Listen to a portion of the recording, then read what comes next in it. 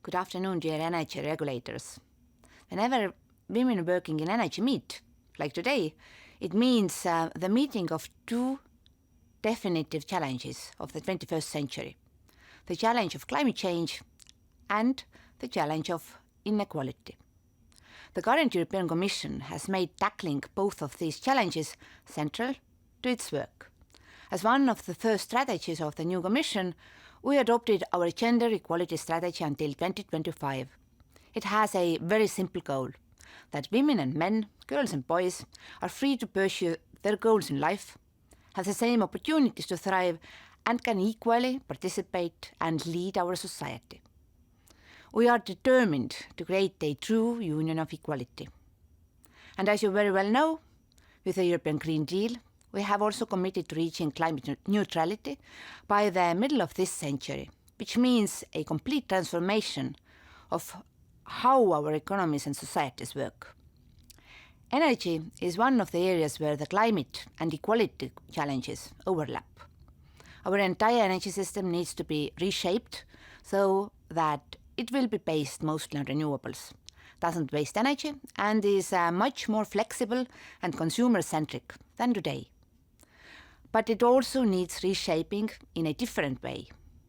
Today, only 22% of people employed in the traditional energy sectors are women. In green energy, that figure is around 1/3. This means less talent and fewer new ideas.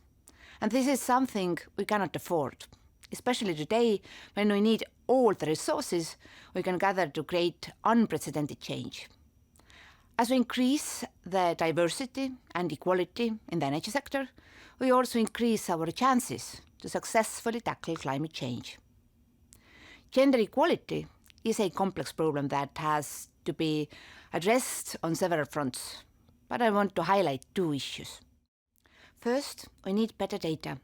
We know that things in our sector are not great, but we don't exactly know what is wrong nor how to address it. While we have the broad statistics about the men and women in the workforce, there is hardly any gender disaggregated data that we could use for a proper analysis. To improve the situation, DG Energy launched in the end of last year a thorough study to identify barriers that undermine women's careers in the energy sector and to understand how to remove these barriers. Second, we need to take the gender aspect into account in everything we do. It is not always obvious that energy policy can affect genders in different ways. For example, energy poverty hits women harder, as they more often raise the family alone and can be stuck with unaffordable energy bills. This topic ties in with the need for better data. If we are not fully aware of the impact of our policies, it will also be difficult to design them in a way that increases equality. The Commission has put in place the Gender Equality Task Force to ensure gender mainstreaming in all policy fields. In DG Energy, we have the Gender Equality Network, the implementation of this principle. I want to end on an optimistic note.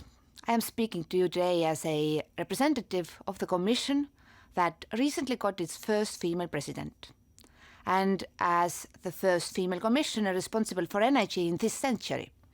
I have the privilege of being supported by many competent, ambitious women, Dita Juul Jørgensen and her management team in DG Energy, and more than half of my cabinet. This represents true change. I want to thank you for 20 years of hard work, making this change possible, and continuing to be excellent role models for everyone, both inside and outside of the energy sector.